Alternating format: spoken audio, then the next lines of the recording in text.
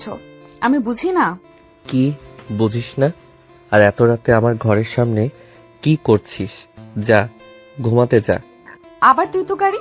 আমি না বলেছি আমাকে তুমি তুমি করে বলবে? আমি এখন আর সেই হাফ প্যান্ট পরা পিচ্চি নদী নেই। আমার কাছে তুই সারা জীবন ওই পিচ্চিই থাকবি। এখন সর সামনে থেকে, আমার ঘুম পাচ্ছে। মিথ্যেবাদী! তুমি ঘুমাতে যাচ্ছ না, তুমি আমার থেকে পালাচ্ছ। এয়ারপোর্ট থেকে আসার পর থেকে দেখছি সবার সাথে কথা বলছো, হাসছো, অথচ আমার দিকে ভুলেও তাকাচ্ছ না। কেন আরহাম ভাই, ভয় পাচ্ছ? ভয়? আমি আরহাম চৌধুরী, আমি কাউকে ভয় পাই না। আর তোর মতো একটা বাচ্চাকে তো। বাচ্চা? সত্যি? তাহলে আমার চোখের দিকে তাকিয়ে কথাটা বলো তো একবার। বলো যে 3 বছর পর আমাকে দেখে তোমার বুকের ভেতরটা একটুও কেঁপে ওঠেনি। বলো যে এই মুহূর্তে আমাকে জাপটে ধরতে ইচ্ছে করছে না তোমার। নদী, মুখ সামলে কথা বল। ভুলে যাস না আমি তোর বড় ভাই। মামাতো ভাই, আপন ভাই নাও। আর এই সম্পর্কটা যে কোনো মুহূর্তে বদলে ফেলা যায়, সেটা তুমিও জানো, আমিও জানি। আরহামের চোয়াল শক্ত হয়ে গেল। ও নদীর খুব কাছে এগিয়ে এসে দাঁড়ালো, এত কাছে যে দুজনে নিঃশ্বাস একে অপরের মুখে লাগছে। আরহাম নদীর চোখে চোখ রেখে বোঝার চেষ্টা করলো এই মেয়েটার সাহস এত বাড়লো কবে থেকে। 3 বছর আগে যখন ও লন্ডনে ব্যারিস্টারি পড়তে যায়, তখন নদী ছিল 16 বছরের এক চঞ্চল কিশোরী।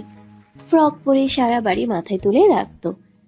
আরহামের ল্যাপটপ লুকিয়ে রাখা, ওর ফোনে গেম খেলা, এসবই ছিল নদীর কাজ। যাওয়ার সময় এয়ারপোর্টে হাউমাউ করে কেঁদেছিল মেয়েটা। কিন্তু আজ আরহামের সামনে দাঁড়িয়ে আছে 19 বছরের এক পূর্ণ যুবতী। পরনে গাঢ় নীল রঙের একটা জর্জেট শাড়ি, যা ওর ফর্সা শরীরে লেপ্টে আছে। চুলগুলো আলগা করে খোপা করা, সেখান থেকে কয়েকটা অবাধ্য চুল এসে পড়ছে ওর গলার কাছে।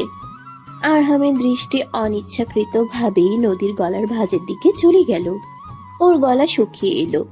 27 বছরের আরহাম চৌধুরী, যে কিনা লন্ডনের বড় বড় কোর্টে দাঁড়িয়ে তাবড় তাবড় আইনজীবীদের ঘোল খাইয়ে দেয়, সে আজ তার নিজের বাড়ির দোতলার করিডোরে দাঁড়িয়ে এইটুকু একটা মেয়ের সামনে ঘেমে যাচ্ছে। চৌধুরী বাড়ি এখন উৎসবের বাড়ি। আরহামের বড় চাচার মেয়ে অর্থাৎ আরহামের চাচাতো বোন রিয়ার বিয়ে ঠিক হয়েছে। সে উপলক্ষে আরহাম দেশে ফিরেছে। বাড়ি ভর্তি আত্মীয় স্বজন। নিচতলায় এখনো হই হুল্লোড় চলছে। গানের আওয়াজ, বাচ্চাদের চিৎকার, মুরব্বীদের হাক ডাক, সব মিলিয়ে এলাহি কারবার। কিন্তু এই দোতলার নির্জন করিডোরে যেন এক অন্য জগৎ। এখানে শুধু দুজন নারী পুরুষের তীব্র আকর্ষণের বিদ্যুৎ খেলে যাচ্ছে। আরহাম নিজেকে সংযত করার প্রাণপণ চেষ্টা করলো। ও জানে নদী ওর মামাতো বোন। এই সম্পর্ক সমাজ সহজে মেনে নেবে না।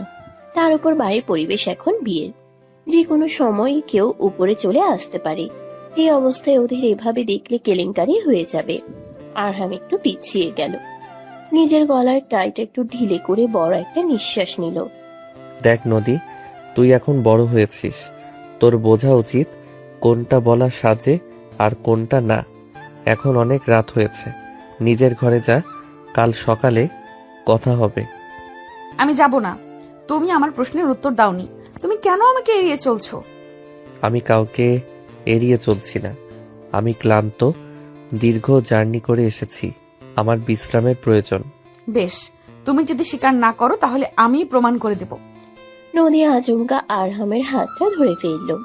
আরহাম কিছু বুঝে ওঠার আগেই নদী ওর হাতটা নিজের বুকের উপর রাখলো।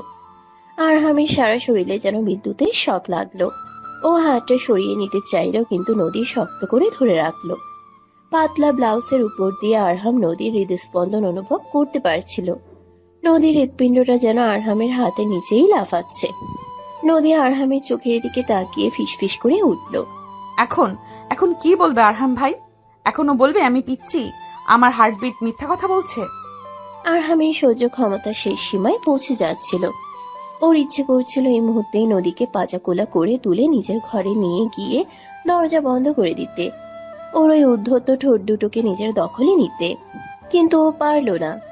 ও আরহাম চৌধুরী, ওর একটা গাম্ভীর্য আছে, একটা অবস্থান আছে এই পরিবারে। ও ঝটকা দিয়ে নিজের হাতটা ছাড়িয়ে নিল। পাগল হয়েছিস তুই? কি করছিস এসব? কেউ দেখে ফেললে কি ভাববে? যা এখান থেকে, এক্ষুনি যা। আরহাম দ্রুত পায়ে নিজের ঘরের দিকে এগিয়ে গেল।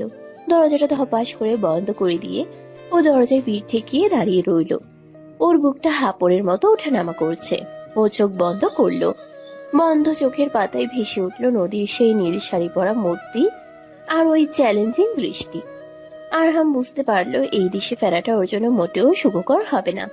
একটা বড় ঝড় আসছে ওর জীবনে, আর সেই ঝড়ের নাম নদী। করিডোরে দাঁড়িয়ে নদী হাসলো, একটা বিজয়ীর হাসি। ও জানিও জিতেছে। আরহামের ওই অস্থিরতা, ওই পালিয়ে যাওয়া, এটাই প্রমাণ করে যে আরহামও ওকে চাই। পালাও আরহান ভাই, যত খুশি পালাও, কিন্তু আমার হাত থেকে তুমি পালাতে পারবে না। এই নদী তোমাকে নিজের করে তবেই ছাড়বে।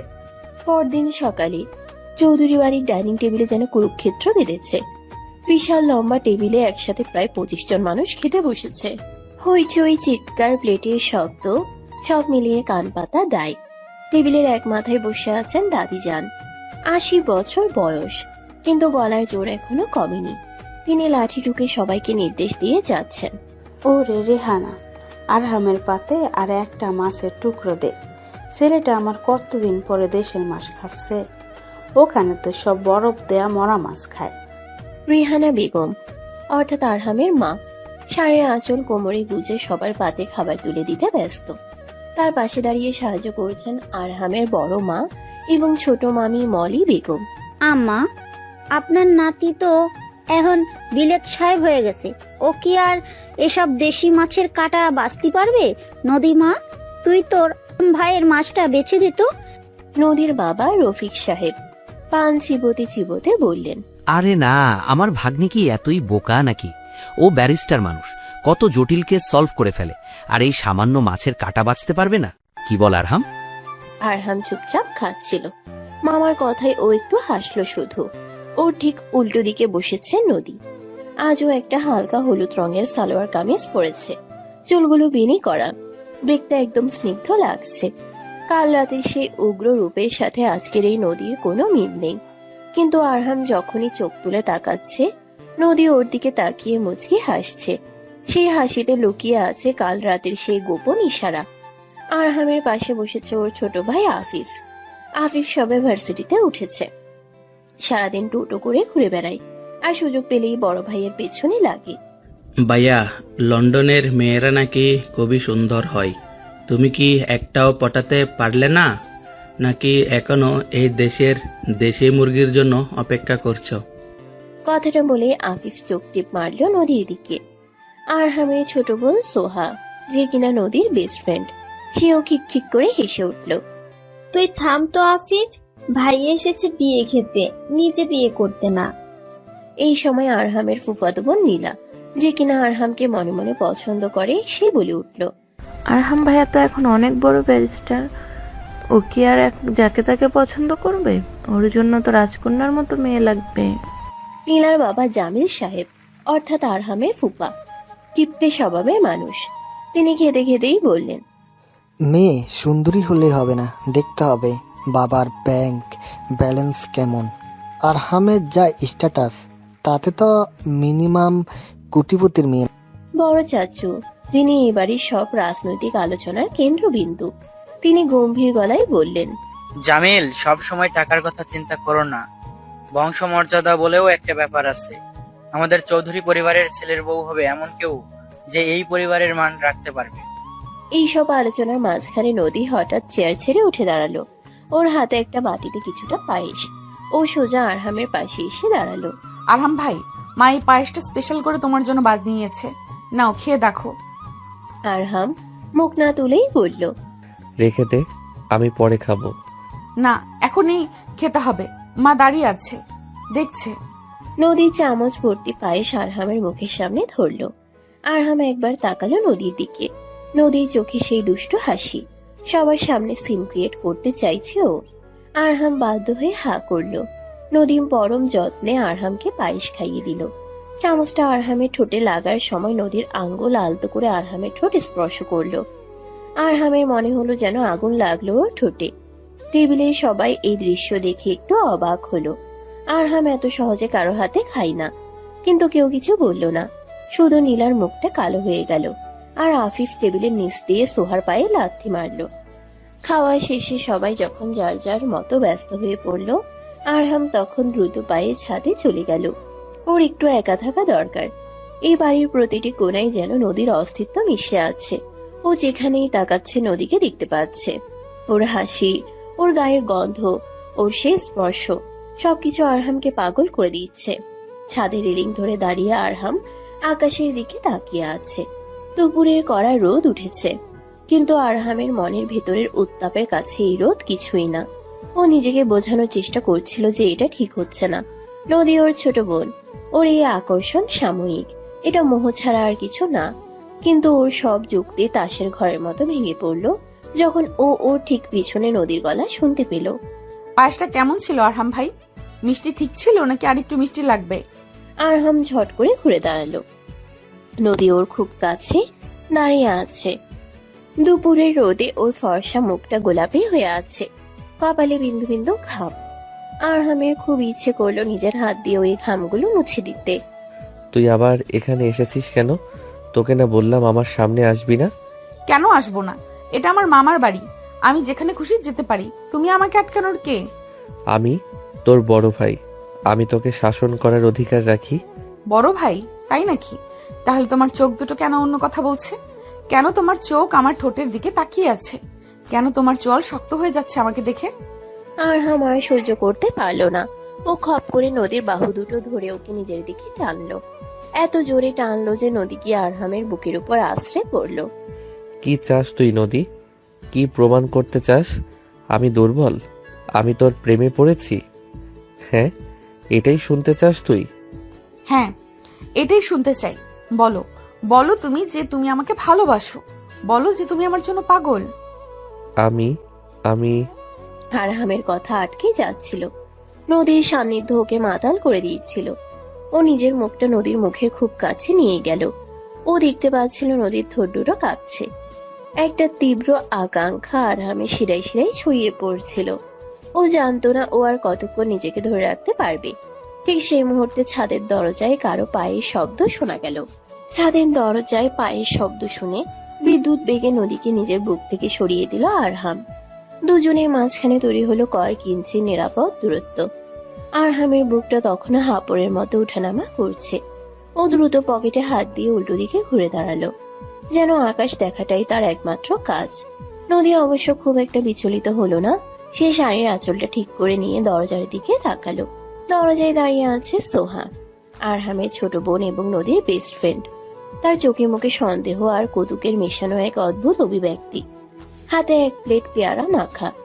কি ব্যাপার, তোমরা দুজন এখানে কি করছো? আমি তো ভাবলাম ভাইয়া একা, তাই পেয়ারা মাখা নিয়ে এলাম। কিন্তু এখানে তো দেখছি অন্য কাউকে মাখামাখি করার প্রস্তুতি চলছে। আরহাম গম্ভীর হওয়ার চেষ্টা করে ঘুরে দাঁড়ালো, কিন্তু ওর কানের লতিগুলো এখনো লাল হয়ে আছে। সেটা সোহার চোখ এড়ালো না। ফালতু কথা বলবি না সোহা।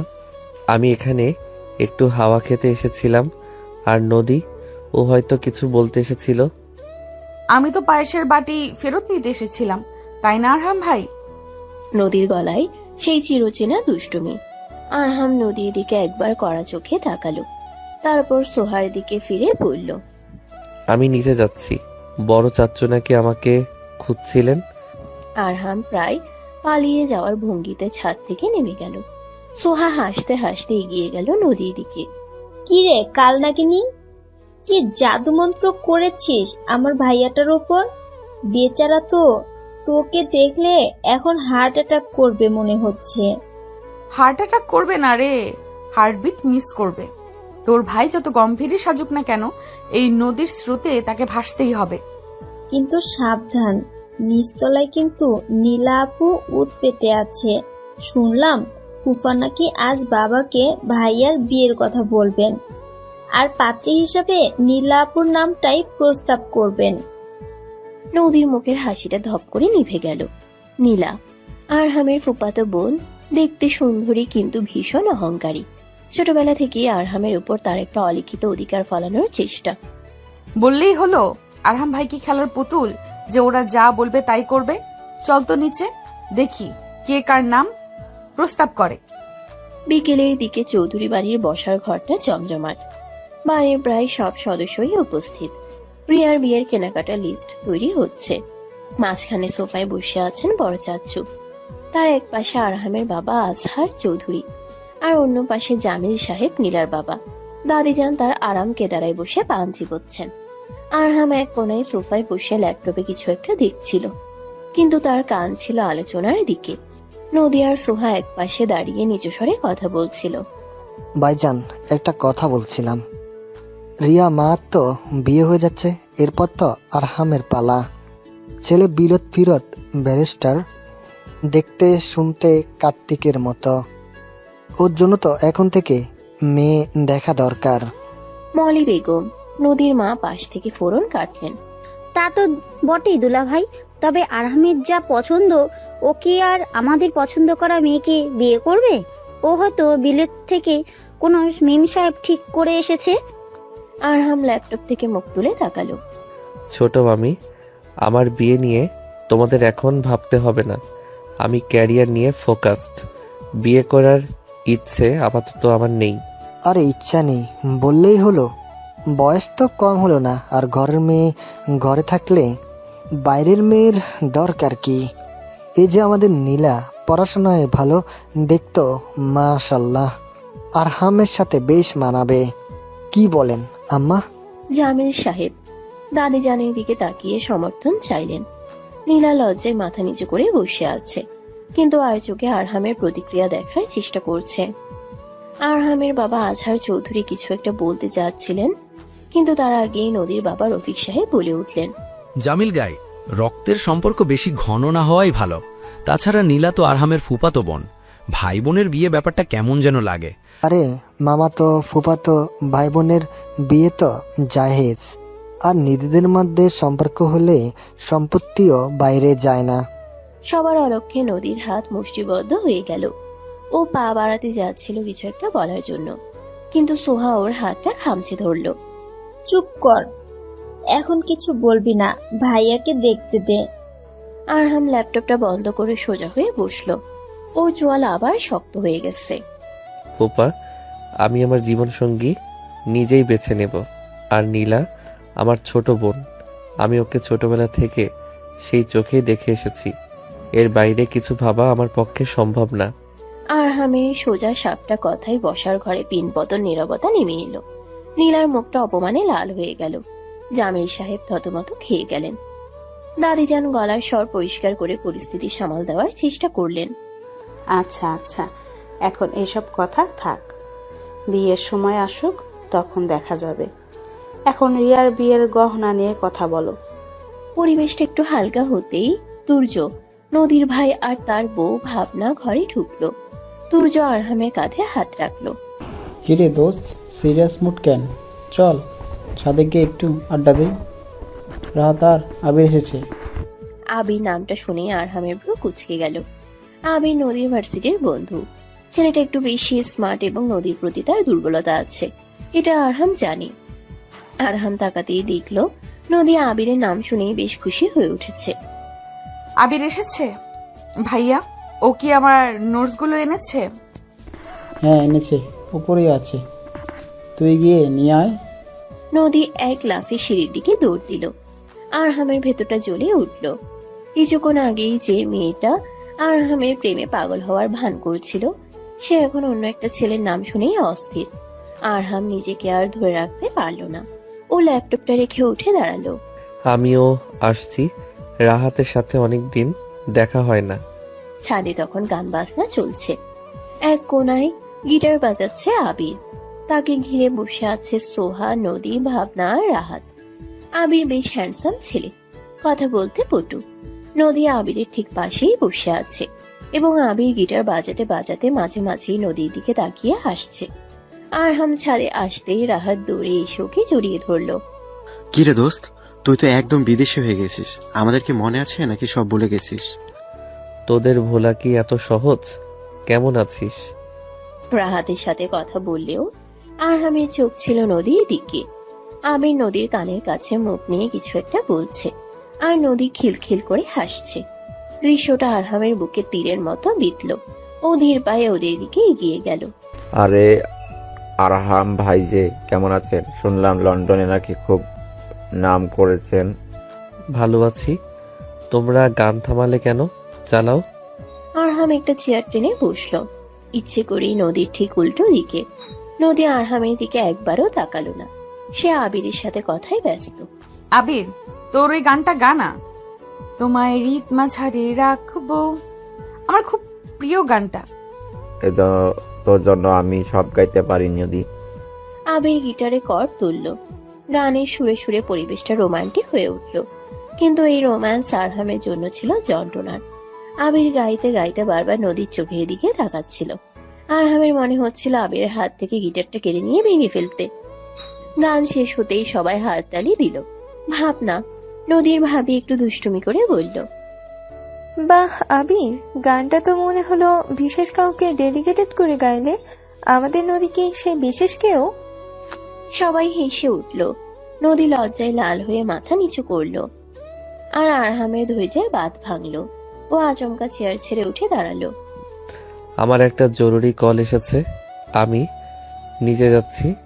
আরহামের এই হঠাৎ চলে যাওয়াটা সবাই খেয়াল করলো। নদী আর চোখে দেখলো আরহাম রাগে গটগট করে চলে যাচ্ছে। নদীর ঠোঁটের কোণে এক চিলতে হাসি ফুটে উঠল। সে বুঝলো তার তীর ঠিক জায়গায় বিঁধেছে। রাত তখন প্রায় 1টা। চৌধুরী বাড়ি নিস্তব্ধ, সবাই গভীর ঘুমে আচ্ছন্ন। শুধু আরহামের ঘরের বাতি জ্বলছে। ও বিছানায় বসে ল্যাপটপে কাজ করার চেষ্টা করছে, কিন্তু কিছুতেই মনোযোগ দিতে পারছে না। বারবার বিকেলের দৃশ্যটা মনে পড়ছে। আবির আর নদীর ঘনিষ্ঠতা ওকে পাগল করে দিয়েছে। হঠাৎ আরহামের দরজায় হালকা নক হলো। আরহাম চশমাটা খুলে টেবিলে রাখলো। কে? আমি। দরজাটা খোলো। আরহামের বুকটা ধক করে উঠল। এত রাতে নদী এখানে কেন? ও গিয়ে দরজাটা খুলল। দরজায় দাঁড়িয়ে থাকা নদীকে দেখে আরহামের শ্বাস আটকে যাওয়ার উপক্রম হলো। নদী একটা পাতলা সাদা শিফন শাড়ি পরেছে, সাথে স্লিভলেস ব্লাউজ। চুলগুলো ছাড়া পিঠের উপর ছড়িয়ে আছে। সদ্য স্নান করে এসেছে হয়তো, কারণ ওর গা থেকে শ্যাম্পুর মিষ্টি গন্ধ আসছে। এত রাতে কি চাস? আর এই পোশাকে কেন? কেন, সুন্দর লাগছে না? আবির তো বললো আমাকে শাড়িতে পরীর মতো লাগে, তাই ভাবলাম তোমাকে একবার দেখিয়ে যাই। আবিরের নামটা শুনেই আরহামের মাথা গরম হয়ে গেল। ও খপ করে নদীর হাত ধরে ওকে ঘরের ভেতর টেনে আনলো এবং দরজাটা লক করে দিল। নদীকে দরজার সাথে চেপে ধরলো আরহাম। ওর চোখে এখন আর কোনো ভদ্রতা নেই, আছে আদিম অধিকার বোধ। আবির বলেছে? আবির বলার কে? তুই কার জন্য সেজেছিস নদী? আবিরের জন্য? আমি কার জন্য সেজেছি সেটা তুমি খুব ভালো করেই জানো, কিন্তু তুমি তো দেখছোই না। তোমার চোখে তো শুধু আমি পিচ্চি বোন। চুপ কর, একদম চুপ। তুই জানিস না তুই কি করছিস? তুই আমাকে পাগল করে দিচ্ছিস। পাগল তো আমি তোমাকে করতে চাই আরহাম। আমি চাই তুমি তোমার ওই ভদ্রতার মুখোশ খুলে ফেলো, দেখাও আমাকে তুমি আমাকে কতটা চাও। আরহাম আর নিজেকে সামলাতে পারলো না। নদীর কথা মাঝেই ও নদীর ঠোঁট জোড়া দখল করে নিল। এটা কোনো শান্ত চুম্বন ছিল না, এটা ছিল দীর্ঘদিনের জমে থাকা তৃষ্ণা, রাগ, অভিমান আর তীব্র ভালোবাসার বহিঃপ্রকাশ। আরহাম পাগলের মতো নদীকে চুমু খেতে লাগলো। নদীর হাত আরহামের চুলের ভেতর ঢুকে গেল। ও আরহামকে আরো নিবিড় ভাবে নিজের কাছে টেনে নিল। আরহামের এক হাত নদীর কোমরে, অন্য হাত নদীর গালের উপর। ঘরের এসি চলছে পুরো দমে, কিন্তু ওদের দুজনকে ঘিরে তখন আগ্নেয়গিরির উত্তাপ। চুমুর ফাঁকে ফাঁকে আরহাম বিড়বিড় করে বলছিল, তুই শুধু আমার নদী, শুধু আমার। ওই আবির বা অন্য কেউ যদি তোর দিকে তাকায়, আমি তাদের চোখ তুলে নেব। আমি তো শুধু তোমারই হতে চাই আরহাম ভাই, তুমি আমাকে গ্রহণ করো না কেন? আরহাম নদীকে কোলে তুলে বিছানার দিকে নিয়ে গেল। বিছানায় নামিয়ে দিয়ে ও নদীর উপর ঝুঁকে এলো। নদীর শাড়ির আঁচল সরে গেছে। আরহামের তপ্ত দৃষ্টি নদীর উন্মুক্ত কাঁধ আর গলার উপর। ও নদীর গলায় মুখ ডুবিয়ে দিল। আরহামের খোঁচা খোঁচা দাড়ি নদীর নরম ত্বকে ঘষা খাচ্ছিল। এক অদ্ভুত শিহরণে নদীর শরীর কেঁপে উঠল। আরহাম। আরহাম নদীর গলার ভাঁজে গভীর চুম্বন এঁকে দিল, যেন নিজের মালিকানা সিলমোহর করে দিচ্ছে। নদীর 2 হাত আরহামের পিঠ আঁকড়ে ধরল। ঘরে বাতাস ভারী হয়ে উঠছে ওদের নিঃশ্বাসের শব্দে। হঠাৎ আরহাম থামলো। ও নদীর মুখের দিকে তাকালো। নদীর চোখ বন্ধ, ঠোঁট ফুলে লাল হয়ে আছে। আরহামের মনে হলো ও নিয়ন্ত্রণ হারিয়ে ফেলছে। এটা ঠিক হচ্ছে না, বিয়ের আগে এত দূর যাওয়া উচিত নয়। কিন্তু নদীর এই রূপ, এই আত্মসমর্পণ ওকে পেছাতে দিচ্ছে না। আরহাম নদীর কপালে নিজের কপাল ঠেকিয়ে ফিসফিস করে বলল, নদী, আমাকে থামা প্লিজ, আমাকে থামা, না হলে আমি আর নিজেকে ধরে রাখতে পারবো না। আমি কোনো ভুল করতে চাই না। ভালোবাসায় কোনো ভুল নেই আরহাম, আর যদি ভুল হয়ও আমি সেই ভুল করতে চাই, বারবার করতে চাই। নদী আরহামের গলা জড়িয়ে ধরে ওকে আবার নিজের দিকে টানলো। আরহামের সব প্রতিরোধ ভেঙে চুরমার হয়ে গেল। ও আবার ডুবে গেল নদীর মাঝে। ঘরের নীরবতা সাক্ষী হয়ে রইল দুটি হৃদয়ের এই উত্তাল মিলনের। পরদিন সকালে আরহামের ঘুম ভাঙলো পাখির ডাকে।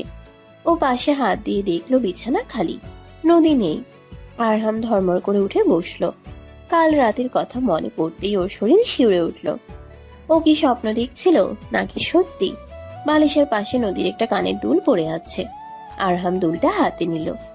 না, স্বপ্ন নয়, সত্যি। আরহাম দুলটা মুঠোর ভিতর শক্ত করে ধরল। ওর মুখে এক অদ্ভুত তৃপ্তির হাসি ফুটে উঠল। ও মনে মনে প্রতিজ্ঞা করল, যে করেই হোক নদীকে ওর নিজের করে নিতে হবে। সমাজ, পরিবার, আত্মীয় স্বজন সবার বিরুদ্ধে যেতে হলেও ও যাবে। ফ্রেশ হয়ে নিচে নামতেই আরহাম দেখলো বসার ঘরে আবার জটলা। আজ একটা নতুন মুখ দেখা যাচ্ছে। একজন মাঝ বয়সী ভদ্র মহিলা বসে আছেন, সাথে একটি মেয়ে। মেয়েটি বেশ সুন্দরী, মডার্ন পোশাক পরা। রেহানা বেগম। আরহামের মা আরহামকে দেখে ডাকলেন, আরহাম, আয় বাবা, তোর সাথে পরিচয় করিয়ে দিই। উনি আমার ছোটবেলার বন্ধু শায়লা, আর এই হচ্ছে ওনার মেয়ে মীরা। ও লন্ডনেই থাকে। তোর সাথেই তো ব্যারিস্টারি পড়ছে মনে হয়। মীরা সোফা থেকে উঠে দাঁড়িয়ে হাসলো। হাই আরহাম, লং টাইম নো সি। তুমি তো ফেরার আগে একবারও বলেও এলে না। মীরা, তুমি এখানে? আরহাম অবাক হলেও ভদ্রতা বজায় রাখলো। কিন্তু সিঁড়ির আড়াল থেকে নদী সব দেখছিল। মীরাকে দেখিয়ে ওর ভ্রু কুঁচকে গেল। মেয়েটা যেভাবে আরহামের দিকে তাকিয়ে হাসছে সেটা নদীর একদম পছন্দ হলো না। তার উপর মেয়েটা লন্ডনে আরহামের সাথে ছিল।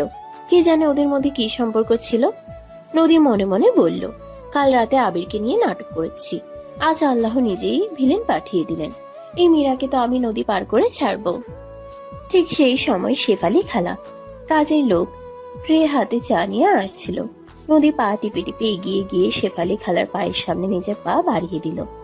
ও মা গো! শেফালি খালা হোঁচট খেলেন এবং তার হাতের গরম চায়ের কাপগুলো সোজা গিয়ে পড়ল মীরার দামি ড্রেসের উপর। আউচ! What the hell! সারা ঘরে হুলস্থুল পড়ে গেল। রেহানা বেগম দৌড়ে গেলেন, আরহামও এগিয়ে গেল। মীরার আগে ফুঁসছে।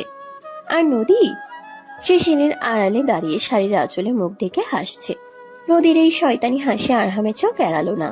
ও বুঝতে পারলো এটা কার কাজ, কিন্তু অদ্ভুত ভাবে ওর রাগ হলো না, বরং ওর মনে হলো আমার পিচ্চি বউটা দেখছি সাংঘাতিক জেলাস।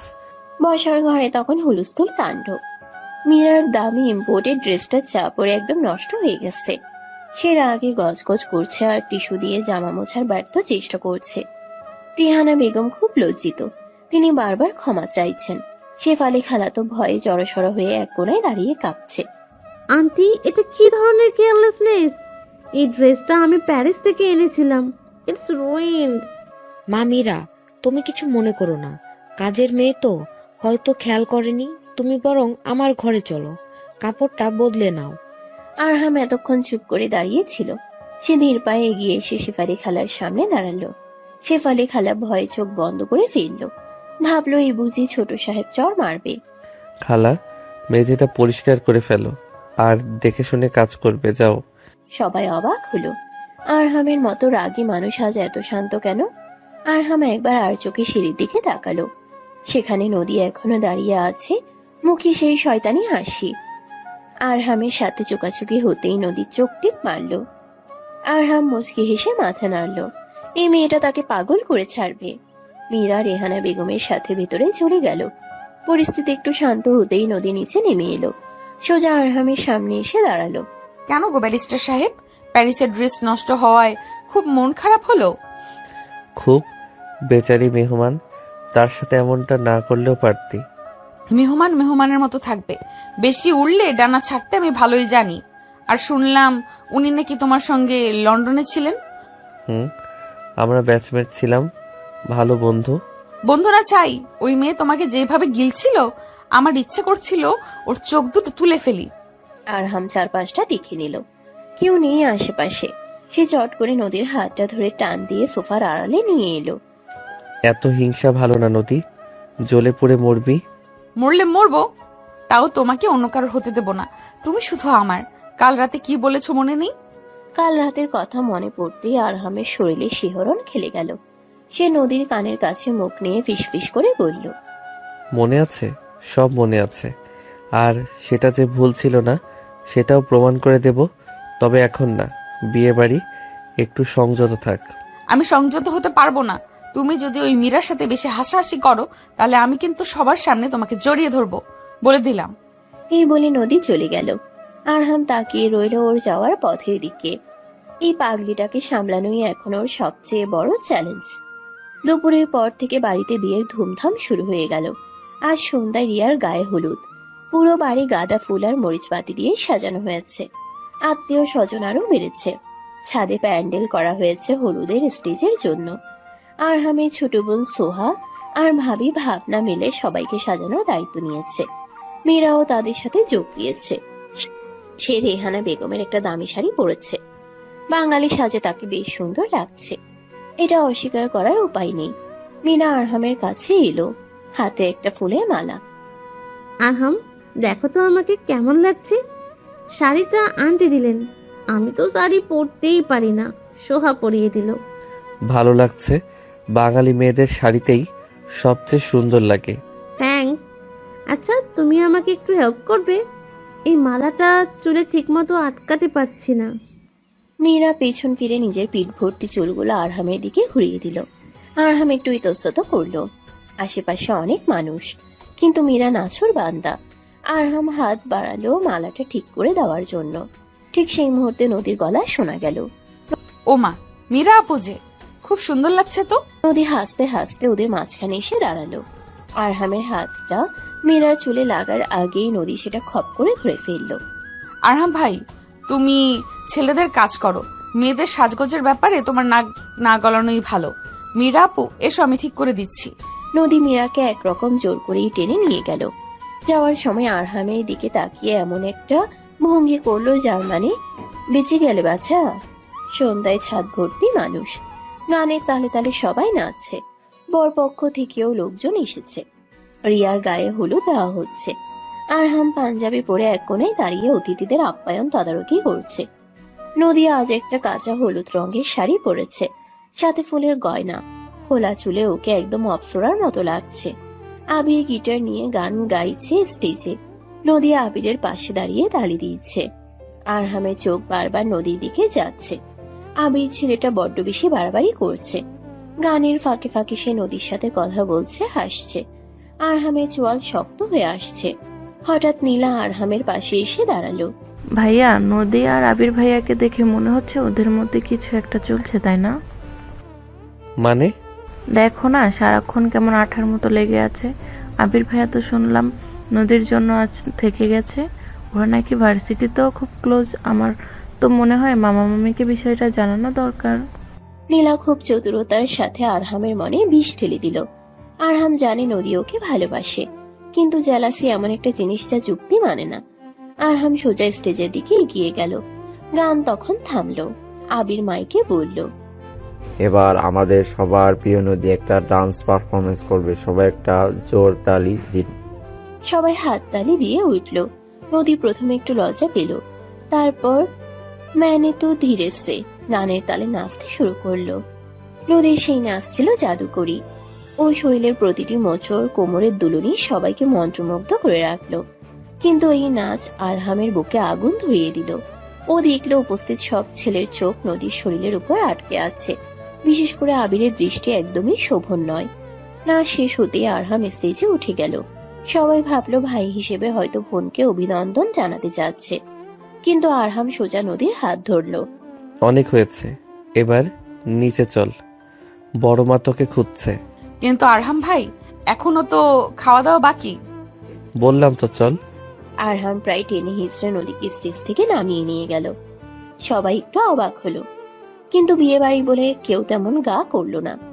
আরহাম নদীকে নিয়ে সোজা নিজের ঘরে চলে এলো। দরজা লাগিয়ে দিয়ে সে নদীর দিকে ঘুরে দাঁড়ালো। ওর চোখ দিয়ে যেন আগুন বের হচ্ছে। তুই কি চাস বলতো? নিজেকে সবার সামনে এভাবে এক্সপোজ করে কি আনন্দ পাস? ওই আবির তোর দিকে কিভাবে তাকাচ্ছিল দেখেছিস? দেখেছি, সব ছেলেই সুন্দরী মেয়েদের দিকে তাকায়, তাতে আমার কি? আমি তো শুধু একজনকে দেখানোর জন্যই নেচেছি। কাকে? আবিরকে? না, তোমাকে। নদী এগিয়ে এসে আরহামের বুকের উপর হাত রাখলো। আমি যখন নাচছিলাম তখন আমার চোখ শুধু তোমাকেই খুঁজছিল। তোমার ওই রাগী মুখটা দেখার জন্যই তো আমি স্টেজে উঠলাম। তুমি জেলাস হলে তোমাকে যা সুন্দর লাগে না। আমি জেলাস হচ্ছি না, আমি তোর বড় ভাই। তোর ভালো মন্দ দেখার দায়িত্ব আমার। উফ, আবার সেই বড় ভাই? এই দরজা বন্ধ ঘরেও কি তুমি ভাই হয়ে থাকবে? নদী আরহামের পাঞ্জাবির কলার ধরে ওকে নিজের দিকে টানলো। এই যে আমার হার্টবিট বাড়ছে, শুনতে পাচ্ছ না? কাল রাতে তো শুনেছিলে। আজ কি হলো? নাকি মীরা আপুর শাড়ি ঠিক করতে গিয়ে সব ভুলে গেলে? তুই মীরাকে নিয়ে এত ভাবছিস কেন? ও জাস্ট আমার কলিগ।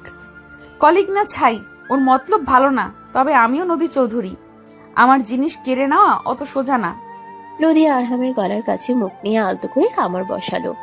আরহাম চমকে উঠল। নদী, কি করছিস? ব্যথা লাগছে? লাগুক, এটা তোমার শাস্তি, অন্য মেয়েদের দিকে তাকানোর শাস্তি। আরহাম আর নিজেকে ধরে রাখতে পারলো না।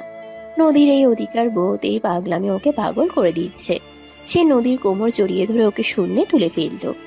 শাস্তি দিবি? আচ্ছা, তাহলে আমিও তোকে শাস্তি দেব। আমাকে পাগল করার শাস্তি। আরহাম নদীকে বিছানায় শুয়ে দিল। হলুদ শাড়িকে নদীকে লাগছে হলুদ বরণ কন্যার মতো। আরহাম নদীর উপর ঝুঁকে এলো। নদীর খোলা চুলে হাত বুলিয়ে দিয়ে সে নদীর ঠোঁটে গভীর চুম্বন এঁকে দিল। নদীর হাত আরহামের ঘাড় জড়িয়ে ধরল। বাইরে বিয়ের বাজনা বাজছে, আর ভেতরে দুটি শরীর একাকার হয়ে যাচ্ছে ভালোবাসার উত্তাপে। আরহাম নদীর শাড়ির আঁচল সরিয়ে দিয়ে ওর কাঁধে মুখ ঘষল। নদীর মুখ থেকে অস্ফুট গোগানির শব্দ বের হলো। আরহাম প্লিজ, কেউ এসে পড়বে। আসুক, আজ আমি কাউকে পরোয়া করি না। তুই আমার, আজ সবাইকে বলে দেব। না পাগল, এখন না, পরে। ওদের এই গভীর মুহূর্ত বেশিক্ষণ স্থায়ী হলো না। দরজায় আবার নখ। এবার আর সোহা বা নদী নয়, স্বয়ং দাদিজানের গলা। ওরে আরহাম, আসিস নাকি ভেতরে? দরজাটা খোলতো ভাই। দুজন বিদ্যুৎ পৃষ্ঠের মতো ছিটকে সরে গেল। নদী দ্রুত শাড়ি ঠিক করে নিল। আরহাম চুলগুলো হাত দিয়ে ঠিক করে বড় একটা শ্বাস নিল। আসছি দাদাজান। নদীকে ইশারা করে বাথরুমে লুকিয়ে পড়তে বলল আরহাম। নদী দৌড়ে বাথরুমে ঢুকে গেল। আরহাম দরজা খুলল। দাদিজান লাঠি ভর দিয়ে দাঁড়িয়ে আছেন। কি রে, এতক্ষণ লাগে দরজা খুলতে? আর ঘর অন্ধকার করে কি করছিস?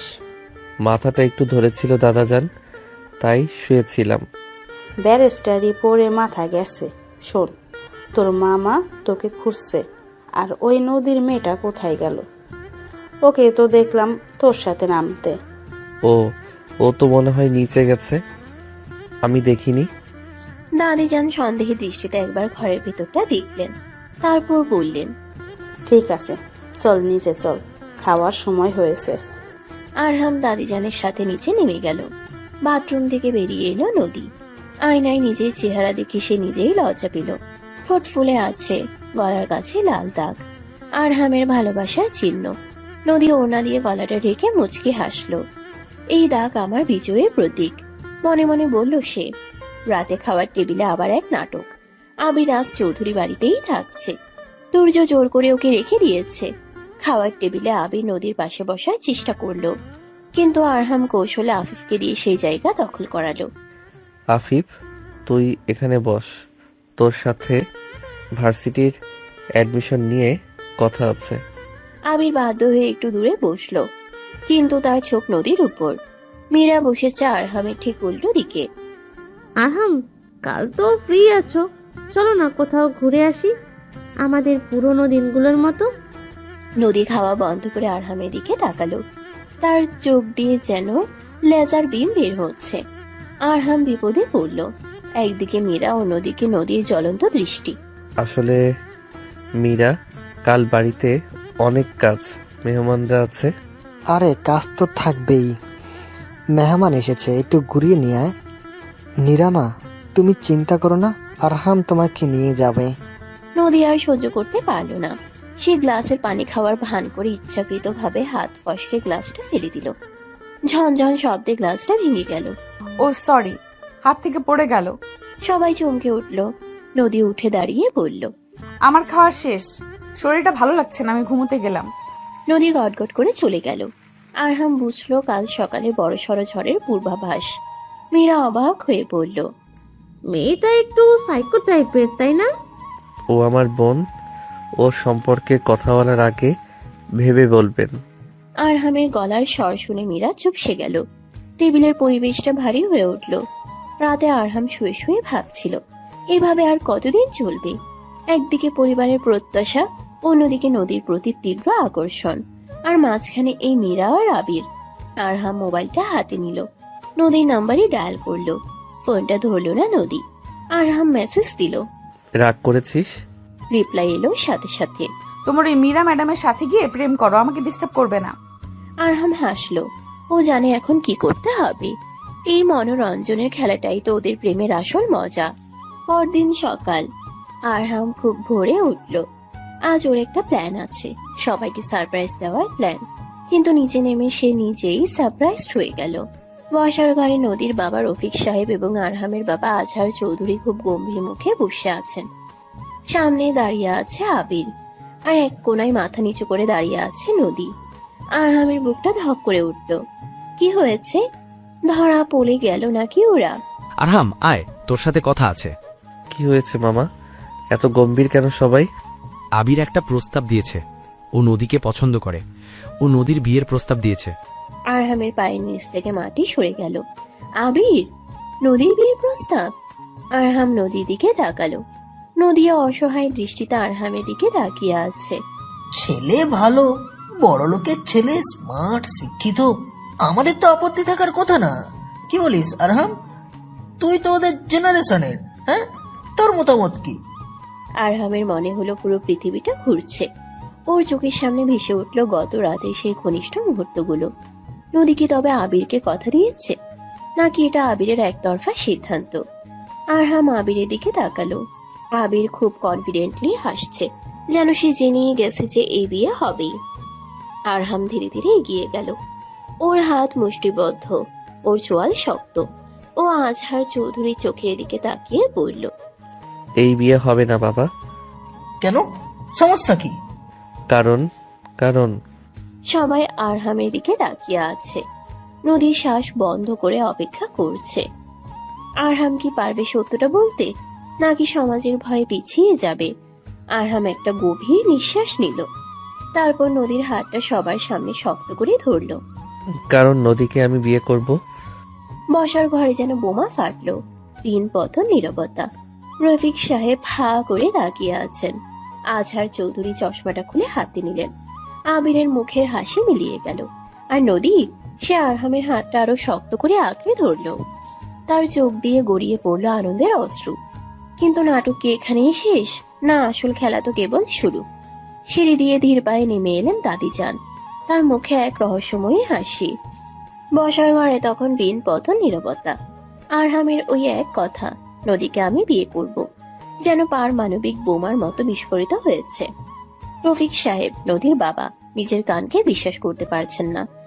আজহার চৌধুরী, আরহামের বাবা, চশমা হাতে নিয়ে ছেলের দিকে ফ্যালফেল করে তাকিয়ে আছেন। আর আবির, তার মুখের স্মার্ট হাসিটা মিলিয়ে গেল। সেখানে ফুটে উঠেছে এক অদ্ভুত অপমান বোধ। নদী আরহামের হাতটা এমন ভাবে আঁকড়ে ধরে আছে, যেন ছেড়ে দিলেই সে অতল গহ্বরে তলিয়ে যাবে। তার চোখ দিয়ে অনবরত পানি পড়ছে, কিন্তু ঠোঁটের কোণে বিজয়ের হাসি। সিঁড়ির ধাপে দাঁড়িয়ে থাকা দাদিজান লাঠি ঠুকে নিচে নেমে এলেন। তার মুখে সেই রহস্যময়ী হাসিটা এখনো লেগে আছে। তিনি সোজা এসে আরহাম আর নদীর সামনে দাঁড়ালেন। তা নবাবজাদার মুখটা খুলতে এত সময় লাগে কেন? আমি তো ভেবেছি কবরে যাওয়ার আগে আর নাতির বিয়ের সানাই শুনতে পাবো না। সবাই দাদিজানের কথাই চমকে উঠল। আরহাম একটু অবাক হয়ে দাদিজানের দিকে তাকালো। দাদিজান এবার নদীর দিকে তাকালেন। দাদিজান, তুমি তুমি জানতে? জানবো না? আমি এই বাড়ির মুরব্বী। এই বুড়োর চোখে আড়ালে কিচ্ছু হয় না। তোরা যখন ছাদে লুকোচুরি খেলছিলি তো আমি তখনই বুঝছিলাম ডাল মে কুচ কালা হ্যাঁ। আমি শুধু দেখতে চাচ্ছিলাম তোর সাহস কতটুকু। নদী ভয়ে ভয়ে দাদিজানের দিকে চাইল। দাদিজান হাত বাড়িয়ে নদীর চোখের পানি মুছে দিলেন। কাঁদিস না পাগলি, চৌধুরী বাড়ির বউ কি এত কাঁদলে চলে? এই বাড়িতে এখন তোর রাজত্ব চলবো। দাদিজানের কথায় মলি বেগম নদীর মা খুশিতে কেঁদে ফেললেন। তিনি দৌড়ে এসে নদীকে জড়িয়ে ধরলেন। রফিক সাহেবও স্বস্তির নিঃশ্বাস ফেললেন, কিন্তু সবাই খুশি হতে পারল না। জামিল সাহেব, ফুপ্পা এবং নীলার আগে ফুঁসছে, আর আবির সে বুঝলো এখানে আর তার কোনো জায়গা নেই। ওয়েল, কংগ্রেচুলেশন আরবাহাম ভাই, আপনি জিতে গেলেন। তবে একটা কথা, নদীকে সামলে রাখা কিন্তু অত সহজ না। All the best. থ্যাঙ্কস আবির, তবে আমার জিনিস আমি খুব ভালো করেই সামলাতে জানি। তোমাকে আর চিন্তা করতে হবে না, তুমি এখন আসতে পারো। আরহামের গলার স্বরে এমন এক কর্তৃত্ব ছিল যে আবির আর কথা বাড়ানোর সাহস পেল না। সে দ্রুত পায়ে বেরিয়ে গেল। যাওয়ার সময় নদীর দিকে একবার তাকালো, কিন্তু নদী তখন আরহামের দিকে তাকিয়ে বিভোর। আবির চলে যেতেই জামিল সাহেব ফেটে পড়লেন। আম্মা, আপনি এটা মেনে নিলেন? ঘরের মেয়ে ঘরে রাখছেন, সেটা ভালো কথা, কিন্তু আমার নীলা, আমি তো ভেবেছিলাম নীলাকে আরামের সাথে বিয়ে দিব। আপনারা আমাকে অপমান করলেন। আরহাম শান্ত গলায় উত্তর দিল, ফুপা, এখানে অপমানের কিছু নেই।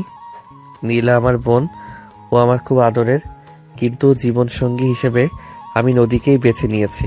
আর জোর করে বিয়ে দিলে কি নীলা সুখী হতে পারতো? ভাইয়া, তুমি নদীকে বাঁচলে, এই পিচ্ছি একটা মেয়েকে ও তোমার কি বুঝে? আমি তোমাকে ছোটবেলা থেকে। আরহাম নীলার কাছে গিয়ে তার কাঁধে হাত রাখলো। নীলা, ভালোবাসা বোঝার জন্য বয়সের দরকার হয় না, মনের দরকার হয়। নদীর মতো আমাকে কেউ বোঝে না। তুই আমার বোন ছিলি, আছিস এবং থাকবি। প্লিজ এই সম্পর্কটা নষ্ট করিস না। নীলা আর কোনো কথা না বলে কাঁদতে কাঁদতে নিজের ঘরে চলে গেল। জামিল সাহেবও গটগট করে মেয়ের পিছু নিলেন। বসার ঘরের পরিবেশটা একটু হালকা হলো। তুর্য, নদীর ভাই এসে আরহামকে জড়িয়ে ধরলো। সারা বাবু, অবশেষে লাইনই এলি। আমি তো ভাবছিলাম তোকে পিটিয়ে সোজা করতে হবে। আমি তো আগেই জানতাম আমাদের নদীকে কম জাদু করি নাকি, ব্যারিস্টার সাহেবকে একদম ঘায়েল করে দিয়েছে। সোহা আর আফিফ তো খুশিতে লাফাচ্ছে। আফিফ নদীর সামনে গিয়ে স্যালিউট দিল। ভাবিজান, এতদিন তো পিচ্ছি বলে ক্যাপাতাম, এখন তো দেখছি সালাম টুকতে হবে। আমার পকেট মানিটা কিন্তু ডাবল হওয়া চাই। সবাই হাসলো, কিন্তু এই হাসির মাঝেও একজন চুপ করেছিলেন। রিহানা বেগম, আরহামের মা। তার মুখটা থমথমে। তিনি কিছু না বলে নিজের ঘরের দিকে পা বাড়ালেন। আরহাম মায়ের এই নীরবতা লক্ষ্য করল। দুপুরের পর আরহাম নিজের ঘরে বসেছিল। হঠাৎ দরজা খুলে নদী ঢুকলো। তার পরনে এখন লাল রঙের একটা শাড়ি, চোখে গাঢ় করে কাজল দেওয়া। আরহাম ল্যাপটপ সরিয়ে রেখে নদীর দিকে তাকালো। এই মেয়েটা প্রতি মুহূর্তেই যেন নতুন করে সুন্দর হয়ে ওঠে। নদী ধীর পায়ে আরহামের কাছে এগিয়ে এলো। আরহামের কোলে বসে পড়ল সে, কোনো সংকোচ ছাড়াই। আরহামের দুই গালে হাত রেখে সে বলল, সত্যি করে বলো তো, তুমি কি সত্যি আমাকে বিয়ে করবে, নাকি দাদিজানের ভয়ে বললে? ভয় আমি কাউকে পাই না নদী, আর তোকে বিয়ে করার সিদ্ধান্তটা আমার অনেক আগেই নেওয়া ছিল। শুধু সঠিক সময়ের অপেক্ষা করছিলাম। জানো, আবির যখন বিয়ের প্রস্তাব দিল আমার দম বন্ধ হয়ে আসছিল। মনে হচ্ছিল আমি মরে যাব, তুমি যদি তখন না বলতে। নদীর গলা ধরে এলো। আরহাম তর্জনী দিয়ে নদীর ঠোঁটে আলতো চাপ দিল। চুপ, ওসব কথা আর মনে করবি না। তুই শুধু আমার, এই অধিকার আমি কাউকে দেব না। আমি ভাবতেই পারছি না আমরা এখন সবার সামনে এক হতে পারবো। আর কোনো লুকোচুরি নেই। লুকোচুরি নেই কে বলল? রোম্যান্স কি আর সবার সামনে করা যায়? ওটা তো আড়ালেই করতে হয়, যেমন এখন। আরহাম নদীর চিবুক ধরে তার মুখটা উঁচুতে তুলল। নদীর কাজলে আঁকা চোখ দুটোতে এখন শুধুই সমর্পণ। আরহাম ধীরে ধীরে নদীর ঠোঁটে নিজের ঠোঁট ছোঁয়ালো। প্রথমে আলতো করে, তারপর ধীরে ধীরে সেই চুম্বন গাঢ় থেকে গাঢ়তর হতে লাগলো। নদীর হাত আরহামের চুল খামচে ধরল। আরহামের স্পর্শে নদীর শরীরে শিহরণ খেলে গেল। আরহামের হাত নদীর ব্লাউজের পিঠের ফিতাগুলো নিয়ে খেলা করছিল। নদী আরহামের কানের কাছে ফিসফিস করে বলল, দরজাটা কি লক করা? লক করা না থাকলেও কেউ আসার সাহস পাবে না এখন। আরহাম নদীকে বিছানায় শুয়ে দিল। লাল শাড়িতে মোড়ানো নদীকে দেখে আরহামের মনে হলো সে কোনো দেবীকে স্পর্শ করছে। আরহাম নদীর গলার ভাঁজে মুখ ডুবিয়ে দিল। নদীর শরীরের বুনো ঘ্রাণ আরহামকে মাতাল করে তুলছিল। আরহামের প্রতিটি চুম্বনে ছিল দীর্ঘ প্রতীক্ষার অবসান। নদীও সাড়া দিচ্ছিল সমান আবেগে। সে আরহামকে নিজের মাঝে মিশিয়ে নিতে চাইছিল। ঠিক সেই মুহূর্তে দরজায় খটখট শব্দ ছিল। দুজনেই চমকে উঠল। আরহাম বিরক্ত মুখে দরজার দিকে তাকালো। কে? ছোট সাহেব, বড় আম্মা আপনাকে ডাকে, জরুরি কথা আছে।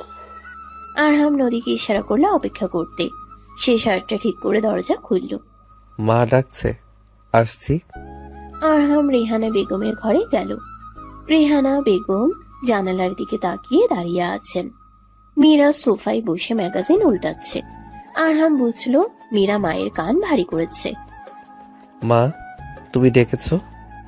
হ্যাঁ, তোর কি মাথা খারাপ হয়ে গেছে আরহাম? তুই কি নদীকে বিয়ে করবি? ও তো তোর মামাতো বোন, তার ওপর বয়সে কত ছোট, এখনো পড়াশোনায় শেষ হয়নি। সমাজ কি বলবে? সমাজ কি বললো তাতে আমার কিছু যায় আসে না মা। আর কাজিন ম্যারেজ আমাদের ধর্মে বা আইনে নিষিদ্ধ না।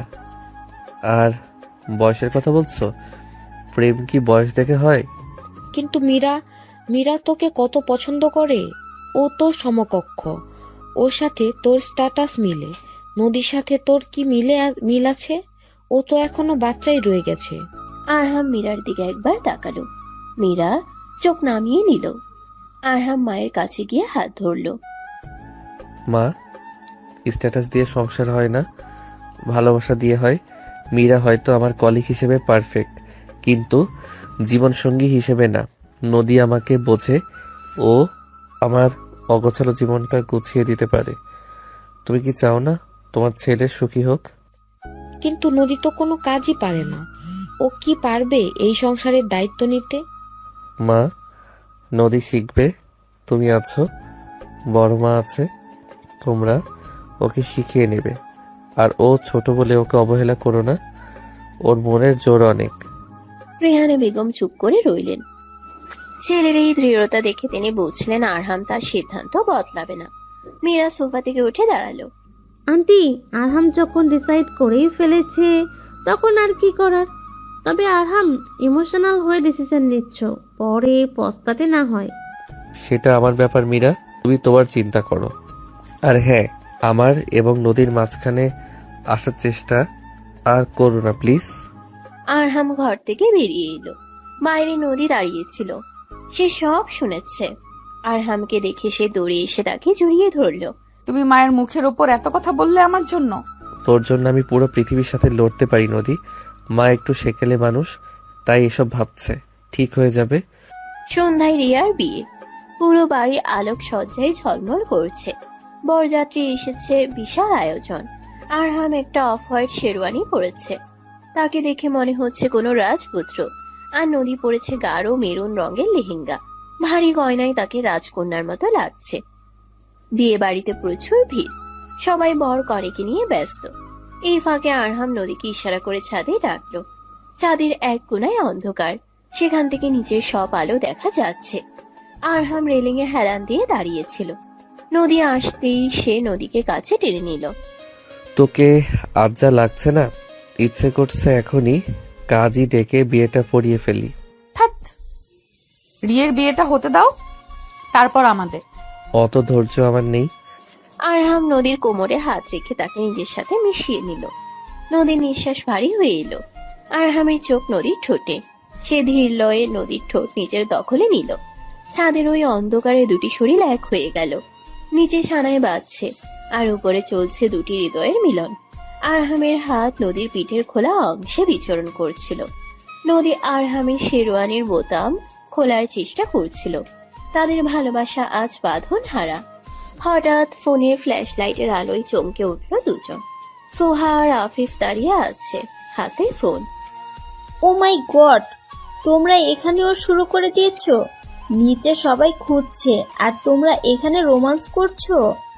ভাইয়া, ভিডিওটা কিন্তু ভাইরাল করে দিব যদি না আমাকে আইফোন কিনে দাও। আরহাম নদীকে ছেড়ে দিয়ে হাসলো। সে এগিয়ে গিয়ে আফিফের কান মলে দিল। ভাইরাল করবি? দাঁড়া, তোকে দেখাচ্ছি। সোহা আর আফিফ হাসতে হাসতে দৌড় দিল। নদী আর আরহাম একে অপরের দিকে তাকিয়ে হাসলো। এই খুনসুটি, এই ভালোবাসা, এটাই তো জীবন। নিচে নামতেই দেখা গেল এক নতুন ঝামেলা। মীরা স্টেজে মাইক নিয়ে দাঁড়িয়ে আছে, তার পাশে আবির। আবির এখনো যায়নি, সেও সুযোগের অপেক্ষায় আছে। লেডিজ অ্যান্ড জেন্টলম্যান, রিয়ার বিয়ের খুশিতে আমি আর আবির একটা ডুয়েট গান গাইতে চাই, এবং এই গানটা ডেডিকেট করছি আমাদের আরহাম আর নদীকে। সবাই তালি দিল, কিন্তু নদীর মনটা কুগাইছিল। মীরা আর আবির একসাথে, মীরা নিশ্চয়ই কোনো মতলব আসছে। মীরা আর আবির গান গাইতে শুরু করলো। কি করে তোকে বলবো তুই কে আমার। গানটা সুন্দর, কিন্তু গানের মাঝখানে মীরা এমন কিছু কথা বলতে লাগলো যা আরহাম আর নদীর জন্য অস্বস্তিকর। ভালোবাসা আসলে অদ্ভুত, কখন যে কাজিন লাভার হয়ে যায় আর কখন যে বেস্ট ফ্রেন্ড শত্রু হয়ে যায় বোঝা দেয়। তবে কিছু ভালোবাসা আসলে মোহ, যা সময়ের সাথে কেটে যায়। নদীর মুখটা কালো হয়ে গেল। আরহাম রাগে দাঁত কিরমির করলো। গান শেষ হতে আরহাম স্টেজে উঠে গেল। সে মীরার হাত থেকে মাইকটা নিল। মীরা খুব সুন্দর বলল, তবে একটা কথা ও ভুলে গেছে। মোহ কাচের মতো, একটু আঘাতেই ভেঙে যায়, কিন্তু ভালোবাসা হীরের মতো, যত আঘাত পাবে তত উজ্জ্বল হবে। আর আমার আর নদীর ভালোবাসা ওই হীরের মতো। আবির, মীরা, তোমাদের ধন্যবাদ আমাদের পরীক্ষা নেওয়ার জন্য, কিন্তু আমরা পাশ করে গেছি। সবাই জোরে হাততালি দিয়ে উঠল। দাদিজান নিচে বসে লাঠি ঠুকে বললেন, সাবাস বেটা, একেই বলে চৌধুরীর নাতি। মীরা আর আবির অপমানে লাল হয়ে স্টেজ থেকে নেমে গেল। নদী আরহামের দিকে তাকিয়ে গর্বিত বোধ করলো। তার আরহাম ভাই আজ সত্যিই তার হিরো। রাত গভীর হয়েছে, রিয়ার বিদায় হয়ে গেছে। বাড়িটা এখন কিছুটা শান্ত। আরহাম নিজের ঘরে শুয়ে আছে, ক্লান্ত। হঠাৎ দরজা খুলে নদী ঢুকলো, তার হাতে এক গ্লাস দুধ। কি গো হবু বর, ক্লান্ত হয়ে গেছো? একটু আয়, কাছে আয়। নদী দুধের গ্লাসটা টেবিলে রেখে আরহামের পাশে শুয়ে পড়ল। আরহাম নদীকে নিজের বাহুবন্ধনে জড়িয়ে নিল। নদী, আর মাত্র কয়েকটা দিন, তারপর তুই পাকাপাকি ভাবে এই ঘরে আসবি আমার বউ হয়ে। আমি তো এখনই তোমার বউ, মনে মনে। মনে মনে না, আমি তোকে সর্বস্ব দিয়ে পেতে চাই, শরীরে, মনে, সবকিছুতে। আরহাম নদীর কপালে চুমু খেলো। তারপর ধীরে ধীরে তার হাত নদীর শরীরের স্পর্শকাতর জায়গাগুলো ছুঁতে লাগলো। নদী আরহামের স্পর্শে গলে যাচ্ছিল। সে আরহামের বুকে মুখ লুকিয়ে বলল, আরহাম, আমি ভয় পাচ্ছি না, আমি শুধু তোমার হতে চাই। আজ, এখন। আজ না পাগলি, বাসরাতের জন্য কিছু জমা থাক। সেই রাতটা হবে আমাদের জীবনের শ্রেষ্ঠ রাত। আমি চাই না তাড়াহুড়ো করে কিছু হোক, তোকে আমি রাজরানীর মতো সম্মান দিয়ে ঘরে তুলব। নদী আরহামের বুকে মাথা রেখে নিশ্চিন্তে চোখ বন্ধ করলো। সে জানে এই মানুষটা তাকে কতটা ভালোবাসে। তার সম্মান, তার ইচ্ছে, সবকিছুই আরহামের কাছে দামি। কিন্তু তারা জানতো না তাদের সামনে অপেক্ষা করছে শেষ এবং সব থেকে বড় পরীক্ষা। সকালে ঘুম ভাঙতে আরহাম দেখলো তার মোবাইলে একটা ভিডিও মেসেজ এসেছে। ভিডিওটা ওপেন করতেই আরহামের মাথায় আকাশ ভেঙে পড়ল। ভিডিওতে দেখা যাচ্ছে নদী আর আবির কোনো এক রেস্টুরেন্টে বসে আছে এবং আবির নদীর হাত ধরে আছে।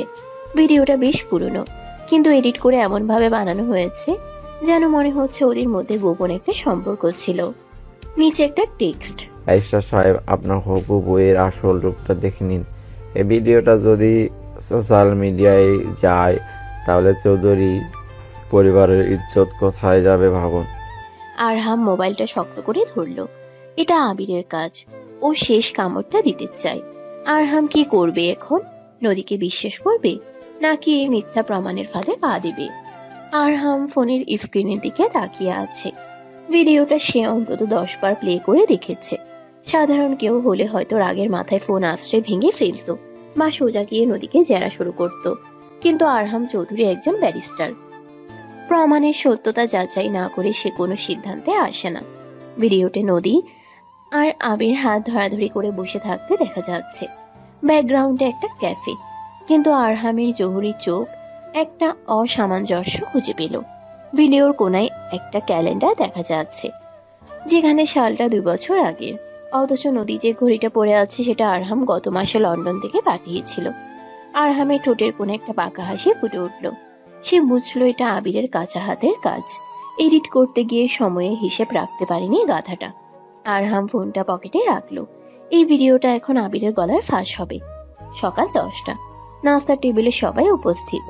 আবির বেশ ফুরফুরে মেজাজে আছে। সে বারবার আরহামের দিকে তাকাচ্ছে, আশা করছে কখন বোমাটা ফাটবে। মীরাও বেশ উৎসাহ নিয়ে অপেক্ষা করছে। নদী চুপচাপ মাথা নিচু করে খাচ্ছে। সে জানে না তার বিরুদ্ধে কি ষড়যন্ত্র চলছে। আরহাম ধীরে স্থির ভাবে চায়ে চুমুক দিল, তারপর পকেট থেকে ফোনটা বের করে টেবিলের উপর রাখলো। আবির, তোমার ভিডিও এডিটিং স্কিল তো দারুণ, তবে ডিটেলিং এ একটু কাঁচা। আবিরের ফুরফুরে ভাবটা মুহূর্তেই উবে গেল। সে আমতা আমতা করে বলল, কি বলছেন আরহাম ভাই? কিসের ভিডিও? যে ভিডিওটা তুমি আজ সকালে আমাকে পাঠিয়েছো ব্ল্যাকমেইল করার জন্য। ভেবেছিলে আমি বোকা? ভিডিওর ডেট আর নদীর হাতের ঘড়ি দুটো 2 সময়ের। আর সবচেয়ে বড় কথা, আমি নদীকে চিনি। ওর হাত ধরার যোগ্যতা তোমার কোনো কালই ছিল না। সবাই অবাক হয়ে আরহামের দিকে তাকালো। নদীর বাবা রফিক সাহেব এবং আরহামের বাবা আজহার চৌধুরী খাওয়া বন্ধ করে দিয়েছেন। আরহাম ফোনটা আফিফের দিকে এগিয়ে দিল। আফিফ, তুই তো টেক এক্সপার্ট, সবাইকে একটু বুঝিয়ে দে তো ভিডিওটা কিভাবে ফেক করা হয়েছে। আফিফ ফোনটা হাতে নিয়ে কিছুক্ষণ দেখলো, তারপর হেসে ফেলল। আরে ভাইয়া, এটা তো ডিপফেক অ্যাপ দিয়ে বানানো, খুব সস্তা কাজ। অরিজিনাল ভিডিওতে অন্য কেউ ছিল, সেখানে বাবির ফেস বসানো হয়েছে। আর এই ব্যাকগ্রাউন্ডটা তো 2 বছর আগের পুরনো ফুটেজ। ছি আবির ভাই, আপনি এত নীচ। আবিরের মুখটা অপমানে কালো হয়ে গেল। মীরা বেগতিক দেখে সরে পড়ার চেষ্টা করছিল, কিন্তু আরহামের মা রেহানা বেগম দাঁড়িয়ে পড়লেন। তিনি এগিয়ে গিয়ে আবিরের গালে সপাটে এক চড় বসালেন। বেরিয়ে যাও আমার বাড়ি থেকে এখনই। আমি ভাবতাম তুমি ভদ্র পরিবারের ছেলে, আর মীরা তুমিও। আমি মাকে নিজের মেয়ের মতো ভাবতাম, আর তুমি আমার ছেলের সংসার ভাঙার ষড়যন্ত্র করছিলে। আন্টি, আসলে আমি। চুপ, একটা কথাও না। তোমাদের দুজনের এই বাড়িতে আর কোনো জায়গা নেই। আবির আর মীরা মাথা নিচু করে বেরিয়ে গেল। রেহানা বেগম ঘুরে নদীর কাছে এলেন। নদী ভয়ে কাচুমাচু হয়ে দাঁড়িয়ে আছে। রেহানা বেগম নদীর হাত দুটো ধরলেন। আমাকে মাফ করে দে মা, আমি বাহিরের চাকচিক্য দেখে ঘরের হীরা চিনতে পারিনি। আমার ছেলে ভুল করেনি, আমি ভুল ছিলাম। তুই আমার আরহামের যোগ্য বউ। নদী কেঁদে ফেলল। রেহানা বেগম তাকে বুকে জড়িয়ে ধরলেন। বসার ঘরে এক আনন্দের বন্যা বয়ে গেল। আরহাম দূর থেকে দাঁড়িয়ে দৃশ্যটা দেখল। তার চোখে তৃপ্তির ঝিলিক। তার যুদ্ধ শেষ, এবার শুধু ভালোবাসার পালা। 7 দিন পর আজ চৌধুরী বাড়িতে বিয়ের সানাই বাজছে।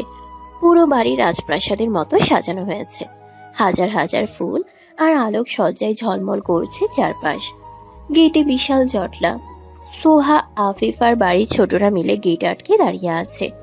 আরহাম বর বেশি এসেছে। অফ হোয়াইট শেরওয়ানি, মাথায় পাগড়ি, হাতে তলোয়ার, সব মিলিয়ে তাকে কোনো মুঘল শাহজাদার মতো লাগছে। রাস্তা ছাড়বো না, কিন্তু 1 লাখ টাকা সালামি দিতে হবে, তারপর ঢোকা যাবে।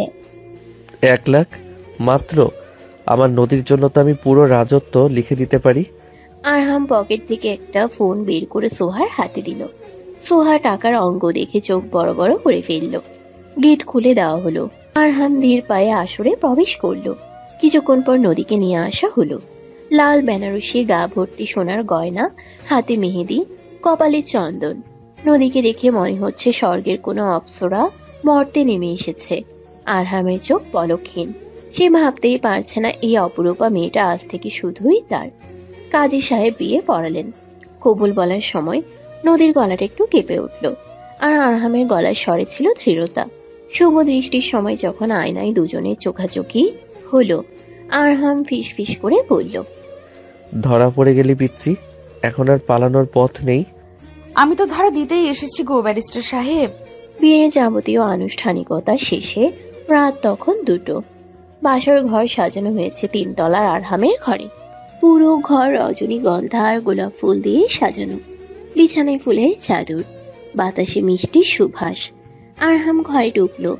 নদী বিছানার মাঝখানে বসে আছে, ঘুমটা দেওয়া। আরহাম ধীর পায়ে এগিয়ে গিয়ে দরজাটা লক করে দিল।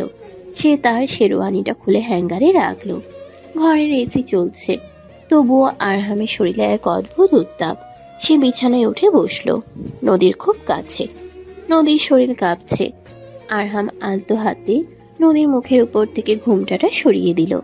লজ্জায় রাঙা নদীর মুখটা দেখে আরহামের বুকের ভেতরটা ধকরে উঠল। ভয় করছে? একটু। ভয় পাওয়ার কিছু নেই। আমি তো সেই আরহাম ভাই আছি, নাকি জামাই হয়েছি বলে খুব পর মনে হচ্ছে? তুমি আমার আরহাম ভাই নও, তুমি আমার বর, আমার স্বামী। স্বামী শব্দটা নদীর মুখে শুনে আরহামের সব নিয়ন্ত্রণ যেন ভেঙে যাওয়ার উপক্রম হলো। সে নদীর হাত দুটো নিজের হাতের মুঠোয় নিল। নদী, জানিস আমি এই দিনটার জন্য কত বছর অপেক্ষা করেছি? যখন লন্ডনে ছিলাম প্রতিটা মুহূর্তে তোর কথা ভাবতাম। তোর এই দুষ্টুমি, এই হাসি, এই অভিমান সব আমাকে পাগল করে দিত। আমিও তো অপেক্ষা করেছি। সবাই বলতো আরহাম ভাই বড় হয়ে গেছে, ও কি আর এই পিচ্চি মেয়েকে মনে রাখবে? কিন্তু আমি জানতাম আমার ভালোবাসা মিথ্যে হতে পারে না। আরহাম নদীর কপালে একটা দীর্ঘ চুম্বন এঁকে দিল। তারপর ধীরে ধীরে তার ঠোঁট নেমে এলো নদীর চোখের পাতায়, গালে, নাকে। নদী নিঃশ্বাস ভারী হতে শুরু করলো। সে আরহামের পাঞ্জাবির কলার খামচে ধরলো। তোকে আজ আমি নতুন করে আবিষ্কার করতে চাই নদী, একদম নিজের মতো করে। আরহাম নদীর গলার ভারী নেকলেসটা খুলে ফেলল। গয়নার ভারমুক্ত হতেই নদী স্বস্তির নিঃশ্বাস ফেলল। আরহাম তার হাত রাখলো নদীর পিঠের খোলা অংশে। আরহামের হাতের উষ্ণ স্পর্শে নদীর শরীরে শিহরণ খেলে গেল। সে নিজের অজান্তেই আরহামের বুকে মাথা রাখলো। আরহাম নদীর চিবুক ধরে মুখটা উঁচুতে তুলল। দুজনের ঠোঁটের দূরত্ব মাত্র কয়েক মিলিমিটার। অনুমতি দিবি? আমার সবটুকু তো তোমারই আরহাম, অনুমতির কি দরকার? আর কোনো কথা হলো না। আরহাম নদীর ঠোঁট দখল করে নিল। এই চুম্বনে কোনো তাড়াহুড়ো ছিল না, ছিল গভীর ভালোবাসা আর অধিকার বোধ। আরহাম নদীর শাড়ির আঁচলটা সরিয়ে দিল। বেনারসির আড়ালে থাকা নদীর যৌবন দীপ্ত শরীর আজ আরহামের সামনে উন্মুক্ত হওয়ার অপেক্ষায়। আরহাম নদীকে বিছানায় শুয়ে দিল। ফুলের চাদরে নদীর কালো চুলগুলো ছড়িয়ে পড়ল। আরহাম নদীর উপর ঝুঁকে এলো। সে নদীর কানের লতিতে কামড় বসালো। আরহাম, ব্যথা লাগছে? না, ভালো লাগছে, খুব ভালো লাগছে। আরহামের হাত নদীর শরীরের ভাঁজে ভাঁজে বিচরণ করতে লাগলো। সে নদীর ব্লাউজের হুকগুলো একে একে খুলে ফেলল। নদী লজ্জায় চোখ বন্ধ করে ফেলল, কিন্তু সে আরহামকে বাধা দিল না। বরং সে আরহামের পিঠ জড়িয়ে ধরে তাকে আরো কাছে টেনে নিল। ঘরের আলো আধারিতে দুটি ছায়া এক হয়ে গেল। রজনীগন্ধার সুবাস আর তাদের শরীরের ঘ্রাণ মিলেমিশে একাকার। আরহাম নদীর প্রতিটি অঙ্গ স্পর্শ করছিল পরম মমতায়, যেন সে কোনো অমূল্য রত্ন ছুঁয়ে দেখছে। নদীর প্রতিটি শিরা উপশিরায় আরহামের স্পর্শে আগুন ধরে যাচ্ছিল। এক সময় আরহাম নদীর কানে ফিসফিস করে বলল, ভালোবাসি নদী, আমার জীবনের থেকেও বেশি। আমিও তোমাকে ভালোবাসি। সেই রাতে আর কোনো কথা হলো না, শুধু ভালোবাসার এক তীব্র স্রোতে ভেসে গেল দুটি তৃষ্ণার্ত হৃদয়। চাঁদ ডুবে গেল, কিন্তু তাদের বাসর ঘরের আলো নিভল না। তাদের মিলনের সাক্ষী হয়ে রইল রাতের নিস্তব্ধতা আর ফুলের সুবাস। পরদিন সকাল। জানালার পর্দা ভেদ করে সকালের মিষ্টি রোদ এসে পড়েছে বিছানায়। আরহামের ঘুম ভাঙল। সে দেখল নদী তার বুকে মাথা রেখে এখনো ঘুমোচ্ছে। নদীর এলোমেলো চুলগুলো আরহামের মুখের উপর ছড়িয়ে আছে। শাড়ির আঁচলটা মেঝেতে পড়ে আছে। গত রাতের ঝড়ের চিহ্ন এখনো ঘরের চারপাশে। আরহাম আলতো করে নদীর চুলে হাত বুলিয়ে দিল। নদী নড়ে চড়ে উঠল। সে চোখ মেলে তাকালো। আরহামকে দেখে সে লজ্জায় মুখ লুকালো আরহামের বুকে। কি হলো? সকাল সকালেই লজ্জা? কাল রাতে তো খুব সাহসী ছিলে ম্যাডাম। চুপ করো তো, একদম বাজে কথা বলবে না। নদী উঠতে যাচ্ছিল কিন্তু আরহাম তাকে আবার টেনে শুয়ে দিল। এখনই উঠতে হবে না, আজ আমাদের ছুটি। নিচে সবাই অপেক্ষা করছে। বউ ভাত আছে না, ছাড়ো আমাকে। ছাড়বো না, সারা জীবন আটকে রাখবো। আরহাম আবার নদীর ঠোঁটে চুমু খেতে যাচ্ছিল, ঠিক তখনই দরজায় ধপ ধপ শব্দ। ও ভাইয়া, ও ভাবি, দুপুর হয়ে গেল তো, রোমান্স কি আর শেষ হবে না? আমরা কিন্তু দরজা ভেঙে ফেলবো। নদী খিলখিল করে হেসে উঠল। আরহাম বিরক্ত মুখে দরজার দিকে তাকালো। এই মেয়েটা আমার প্রাইভেসি শেষ করে দিল। যাও, ওঠো, ফ্রেশ হয়ে নাও। 5 বছর পর চৌধুরী বাড়ির ছাদ, সে একই ছাদ যেখানে আরহাম আর নদীর প্রেমে শুরু হয়েছিল। আর সেখানে একটা ছোট্ট বাচ্চা দৌড়ে বেড়াচ্ছে। 3 বছরের ছেলে আরিয়ান, আরহামের ছোট সংস্করণ। নদী আর আরহাম রেলিং ধরে দাঁড়িয়ে আছে। নদী এখন আরো বেশি সুন্দরী হয়েছে, মাতৃত্বের একটা আলাদা লাবণ্য তার চোখে মুখে। আরহামের চুলে 2-1টা পাকা চুল উকি দিচ্ছে, কিন্তু তার গাম্ভীর্য এখনো অটুট। পাপা পাপা, দেখো পাখি। আরহাম ছেলেকে কোলে তুলে নিল। হ্যাঁ বাবা, পাখি। নদী আরহামের কাঁধে মাথা রাখলো। মনে আছে আরহাম, এই ছাদে দাঁড়িয়ে তুমি আমাকে শাসন করতে, বলতে আমি পিচ্ছি। মনে আছে, আর সেই পিচ্চিটাই এখন আমাকে শাসন করে আর আমার ছেলের মা হয়েছে। আর মীরা আপু, আবির, ওদের কথা মনে পড়ে? যারা আমাদের গল্পে ভিলেন ছিল, তাদের কথা মনে করে সময় নষ্ট করার মানে হয় না। ওরা ওদের পাপের ফল পেয়েছে, আমরা আমাদের ভালোবাসা পেয়েছি, এটাই সত্য। নদী আরহামের হাতটা শক্ত করে ধরলো। কথা দাও, সারা জীবন এভাবেই পাশে থাকবে। কথা দিলাম, মৃত্যু ছাড়া কেউ আমাদের আলাদা করতে পারবে না। আরহাম নদীর কপালে চুমু খেলো। আরিয়ান বাবার কোল থেকে হাততালি দিয়ে উঠল। অস্তগামী সূর্যের লাল আলোয় তাদের 3 জনের ছায়া দীর্ঘ থেকে দীর্ঘতর হলো। পিচ্ছি মামাতো বোন এখন শুধু বউ নয়, সে আরহামের পুরো পৃথিবী। ভালোবাসার জয় হয়েছে, আর সেই জয়ে আছে এক অটুট বন্ধন, একটি পরিপূর্ণ হ্যাপি এন্ডিং। প্রিয় দর্শক বৃন্দ, ভিডিওটি দেখার জন্য অনেক অনেক ধন্যবাদ। আমাদের এই ভিডিওটিতে একটি লাইক দিলে আর আমাদের এই ছোট্ট চ্যানেলটিকে সাবস্ক্রাইব করে আমাদেরকে সাপোর্ট করলে আমরা নতুন নতুন ভিডিও আপলোড করার অনুপ্রেরণা পাবো। আমাদের চ্যানেলটি সাবস্ক্রাইব করে আমাদের সাথে জুড়ে থাকুন এবং এইরকমই ভিডিও দেখতে থাকুন। ধন্যবাদ।